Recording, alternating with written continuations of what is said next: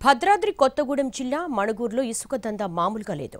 ఇసుక రవాణా వల్ల రోడ్లు పాడవుతున్నాయని జనం ఆందోళన చెందుతున్నారు. ఇసుక రవాణా చేస్తున్న వాహనాలను ఆపేశారు. పోలీస్ స్టేషన్లోని రైతుపై ఇసుక కాంట్రాక్టర్ దాడి చేయడం కలకలం రేపింది. మణుగూరుకు మంచి నీటి సరఫరాకు నిలిపేశారని ఇసుక వ్యాపారులు. అసలు ఆ రేంజ్లో ఇసుక వ్యాపారులు రెచ్చిపోవడానికి కారణం ఎవరు? వాళ్లకండగా నిలుస్తోందెవరు? భద్రాద్రి కొత్తగూడెం జిల్లా మణుగూరులో ఇసుక అక్రమ రవాణా యథేచ్ఛగా సాగిపోతోంది. చిన్నరావిగూడెంలో ఇసుక రీచ్ సొసైటీ ఆధ్వర్యంలో నడుస్తోంది. పరోక్షంగా ఈ ఇసుక రీచ్ను కాంట్రాక్టర్లే నిర్వహిస్తున్నారు.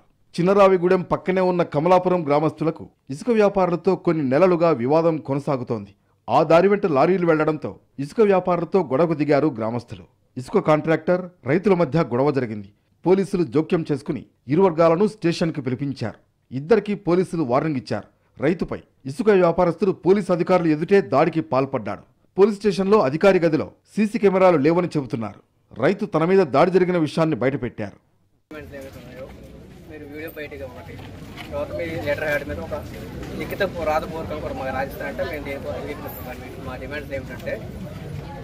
మీరు అన్నట్టు ఓకే సార్, 2 ర్యాంపుల మీద 120 వస్తాయి. పొద్దున స్టార్టింగ్ బల్లి వెళ్తే, ఎందుకంటే తర్వాత ఒక 4 రోజులు పోతే బతుకమ్మ స్టార్ట్ అవుతుంది. ఇక్కడ ఒక 100 మంది ఆడతారా, లేడీస్ ఆట ఆడతారు. ఇక చిన్నరావిగూడెం ఇసుక రీచ్కు లారీలు వెళ్లాలంటే కమలాపురం గ్రామం మీదుగానే వెళ్లాల్సి ఉంటుంది.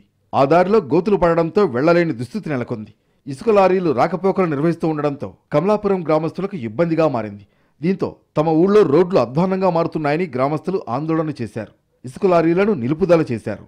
కమలాపురం గ్రామస్తులపై కక్షతో ఇసుక రీచ్ నిర్వాహకులు, సొసైటీ సభ్యులు తాగునీటి సరఫరాను నిలుపుదల చేశారు. మున్సిపాలిటీ పరిధిలోని సుమారు 30,000 మందికి తాగునీటి సరఫరాకు అంతరాయం ఏర్పడింది.